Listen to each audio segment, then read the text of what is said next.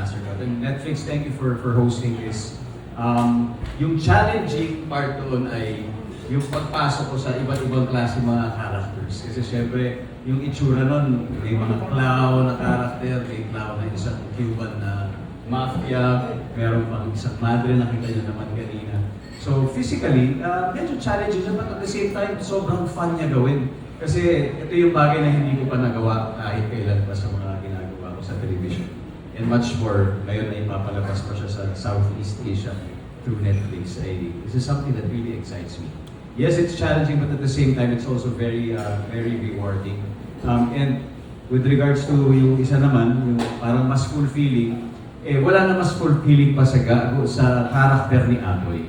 Kapag ako'y si Atoy, the master cutter or the tailor, para sa akin, it's very fulfilling because yung shop ni Atoy, si Mang Delphine's Tailoring, ay situated sa Baclaran. Napakagandang community ng Baclaran kung saan kami nagsushooting. In fact, doon lumaki si Eric Dominic Zabala. Hindi mo na masyadong lumaki. Pero doon siya talaga hanggang ngayon nagsaserve sa simbahan sa Baclaran. So very familiar siya doon sa lugar niya. And masaya kami na na-share niya sa amin yung community niyo. At makikita niyo later on in the series how fun, how colorful, and how full of character the place is. And much more if you get to meet the characters.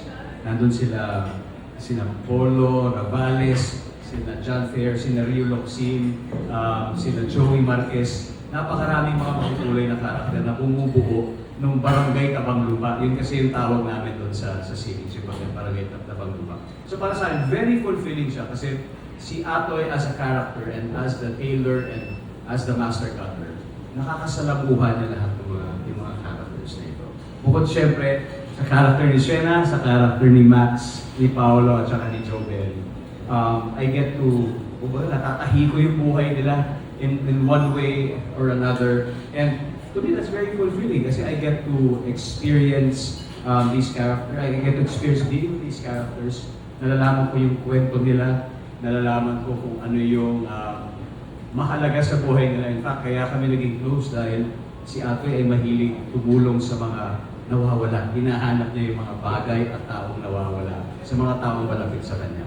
So kaya naging close kami within the community.